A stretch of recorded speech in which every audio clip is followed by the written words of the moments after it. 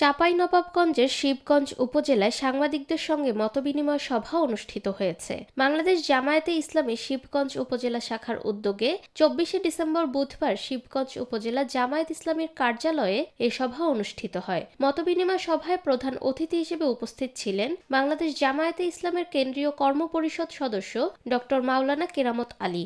যদি বেশি আশঙ্কা ফিল করি সেটা আপনাদেরকে আমরা জানাবো, আমাদের প্রশাসনকে জানাবো, আইন শৃঙ্খলা কর্তৃপক্ষকে জানাবো। ইনশাআল্লাহ কি ধরনের হুমকি ধামকি আমাদের জন্য আরো ভালো কিছু ব্যক্তিকে বলে দেওয়া হচ্ছে যে তুমি এই ভোট পর্যন্ত এখানে থাকবে না, তুমি চলে যাও, ভোটের পরে আসো।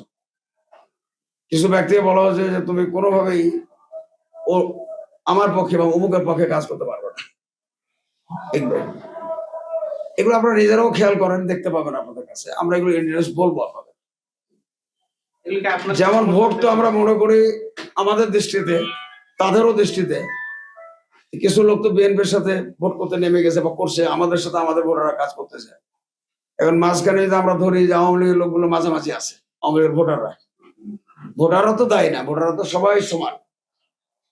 এখন এখানে যদি দেখা যায় যে এরকম ভূমিকাটা হচ্ছে যে বিশেষ বিশেষ ব্যক্তিকে তারা যখন চিন্তা করছে যে না ওকে আমার পক্ষে আনতে পারছি না, ও যেন কেরামতের পক্ষ না থাকে বা দাঁড়িপাল্লার পক্ষ না থাকে, তখন তাকে হুমকি দেওয়া হচ্ছে।